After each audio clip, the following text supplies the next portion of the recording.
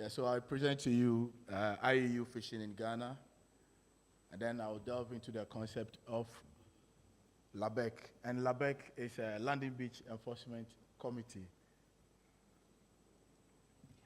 And I'll speak on the fish production in Ghana in brief, and then small pelagic status, IUU fishing, and then the Landing Beach Enforcement Committee concept. Now, when we look at the production in Ghana, we realize that we have 628,670 metric tons in 2024. In that, you realize that inland aquaculture had some quantities. However, my concentration is on the marine, which gave us 63%. And the breakdown on the marine, we have tuna that is mostly exported, and it's industrial operations. Then the trawler fishery, that also lands about 17% of our landings. However, the most important of all is the artisanal fishery. That's what other presenters indicated, that in West Africa, most of our landings is on artisanal fishery, and that brings the chunk quantity of fish. In Ghana, this is what we call the popular fish. That is what is mostly consumed by the population. And actually, that is what is being landed by most of our canoe fishers. I must say the Sardinella is having a challenge, and going forward, we realize that we have a great decline. Whilst the quantity of canoes are going up in other jurisdictions, being the vessels, the total landings of small pelagics has gone down drastically, and the data over here shows right from the 90s to the 2016. Now, the Sardinella, which is the most important of it all, is at the realm of collapse, and you could see that from the 90s, and then looking at the 2020, it's just almost at the collapse stage, which is very critical to the Ghanaian economy. All this decline has arisen as a result of IUU and prohibited fishing methods.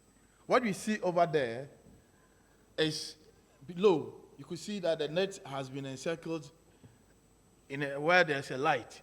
So what the fishers normally do is that they have 1,000-watt bulb that is dipped 40 meters deep inside the sea. Then within hours of, let's say, between 3 and 4 hours, they lift it up to about 10-meter depth. Then something will happen, and what happens is ahead. But these are the gadgets that is being dipped into the sea. What you see over there at the left side is the tripod that harbors the 1,000-watt bulb that is dipped inside the sea to draw the fishes. So the mother fish, the grandmother, the sister, even the girlfriend comes around. And you can imagine, whilst you are consuming the girlfriend, what will you consume tomorrow?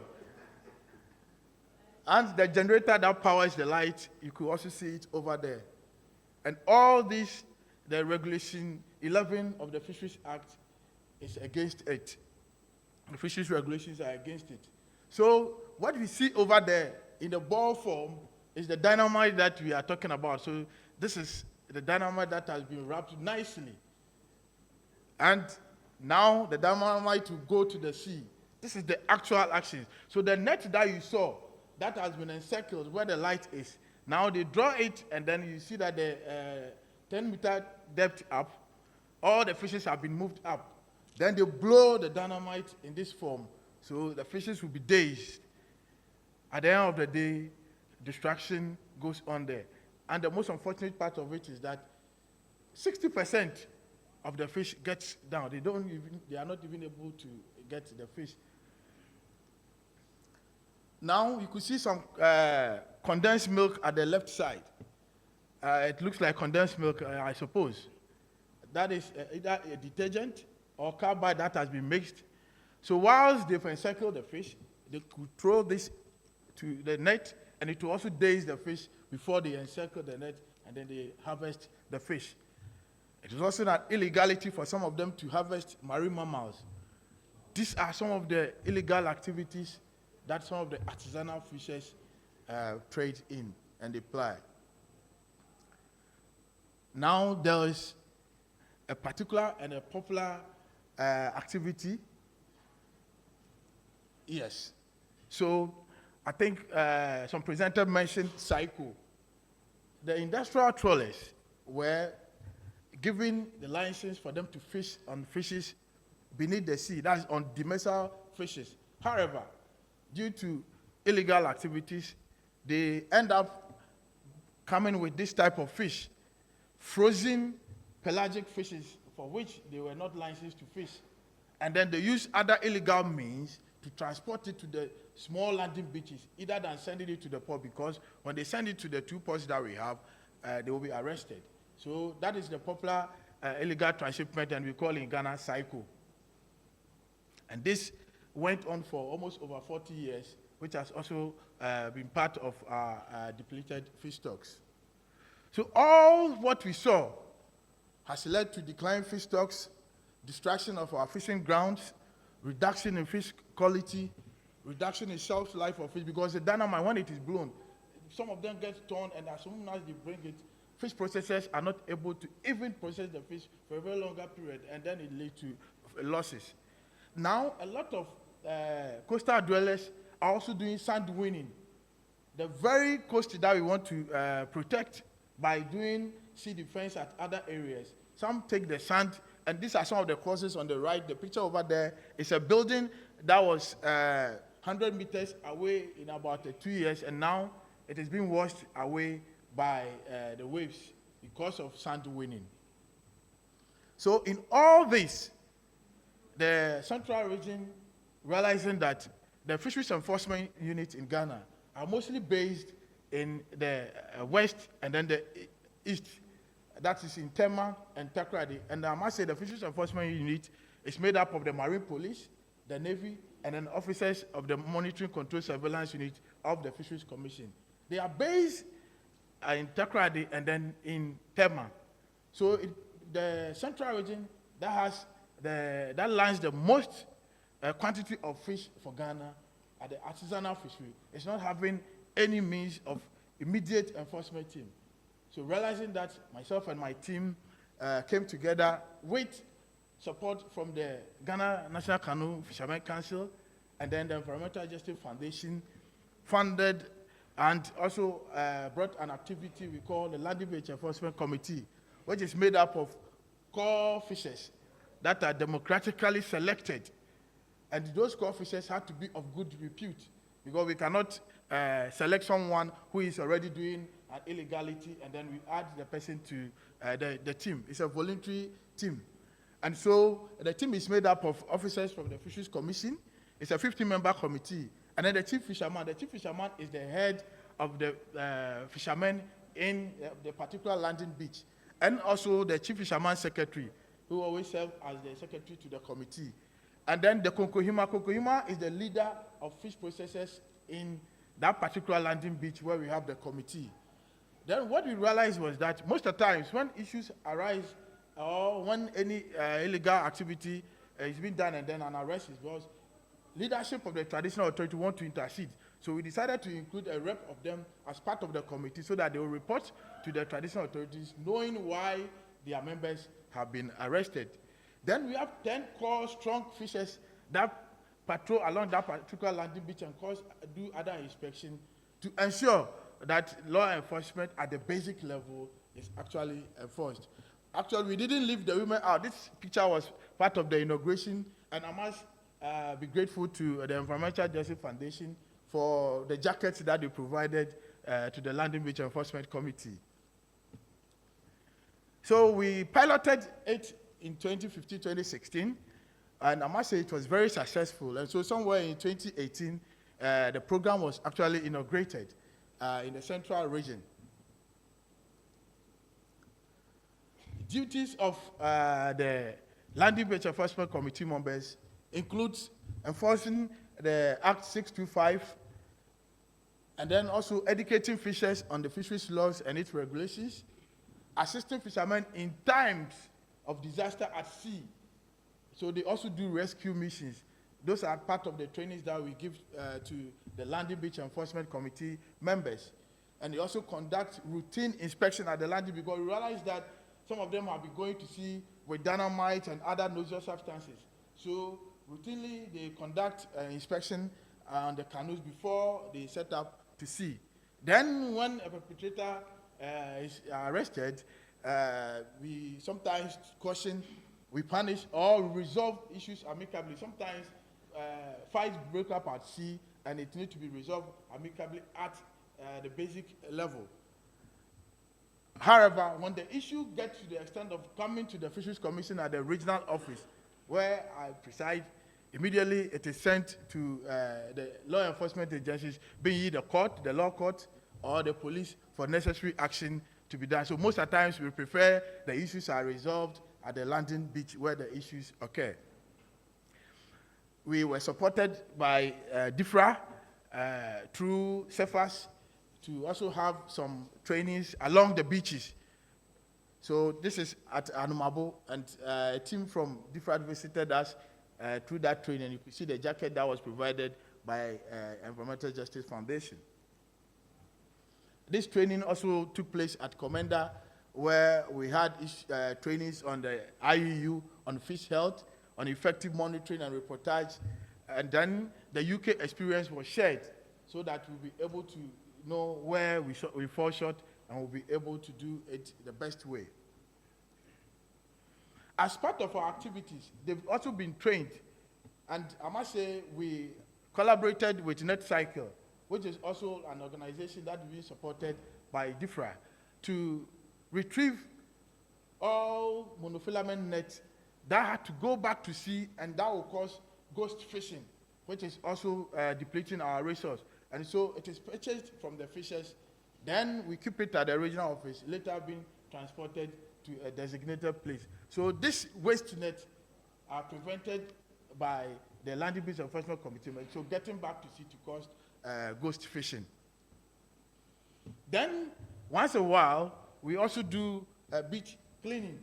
And I must say, the picture from the left side is a fish that a beach scene that has been done, and you realize that this beach scene were targeting fish. And in targeting fish, they only came up with a lot of plastic at the left side.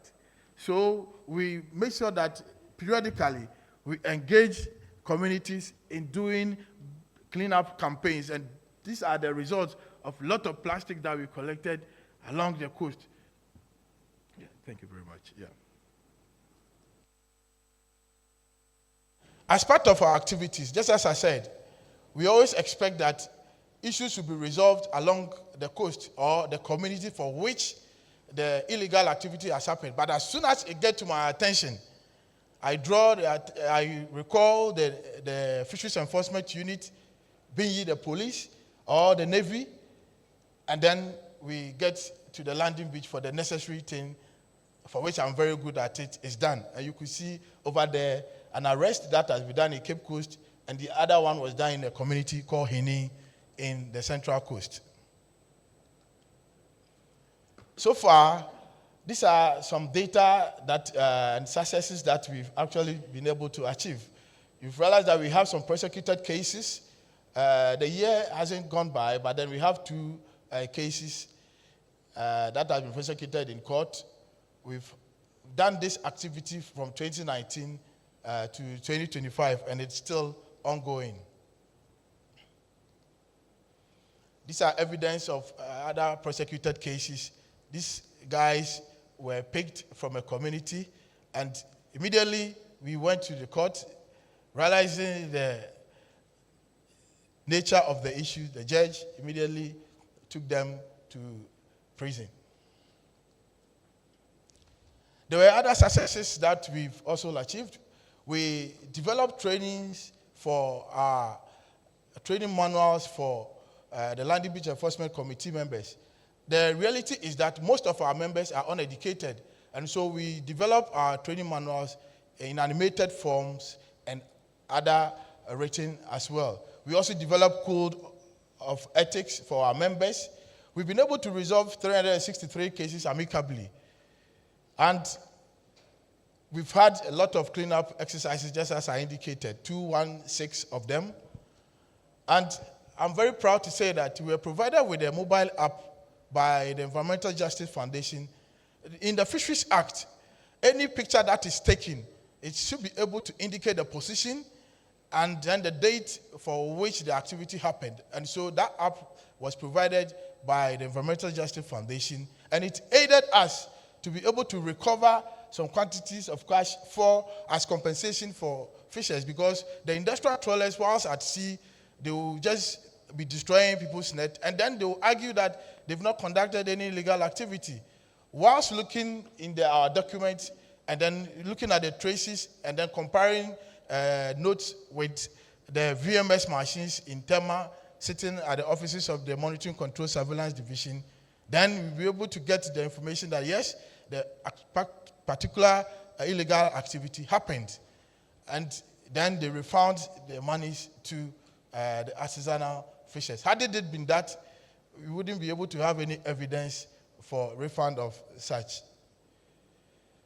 For now, realizing the successes of the landing beach enforcement committees in the central region, we are having 47. That means every landing beach in the central region is covered. Then there was a directive from the minister, and currently it is also being pursued for the western region, for the central coast, and then the greater Accra as well as the Volta region to also set up landing beach enforcement committees. So nationally, it has been implemented, and I'm very sure by end of this year, almost all our landing beaches will be having the basic enforcement team. Definitely, it's very expensive to set it up, but we are very hopeful that it will be done for other communities. We are still having challenges as a human organization because it's a voluntary program. We normally have a lot of logistical challenges, and then we have migration challenge.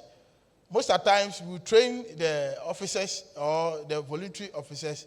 Then because of the nature of fishing, by the time we need them for the activity or any enforcement, we realize that they've traveled to another community or to either Cote d'Ivoire or another country for fishing. So that means we have to train another person, which is also expensive, and we don't have that resource. Then there was the need to have a sustainable program that will be able to sustain the LABEC concept, because sometimes we need fuel and others to be able to move to one community for the necessary enforcement to be done at the local level. But a plan for us to have a plantation so that in the next 4 years we will depend on that one to support the LABEC activity has not been able to have any support as at now. Then the level of allocation for the LABEC members is also a challenge. The issue is that we train them on a particular law, then the following year, they will tell us that they've forgotten about whatever we told them. That means we have to go back and start it all over again. And training is very expensive. We have members of 720, and you can imagine how we'll be able to do that at the local level. So we are envisaging that if we are able to curb all the illegal activities that have listed up there and others, we'll be able to come up again to the metric tons of landings of our pelagic species that we are expecting, that is the popular fish, to, let's say by 2030, we should be able to get above our 90,000 metric tons again. We are very hopeful that if we have the needed support, we'll be able to do the best. Thank you very much, and thanks to you all.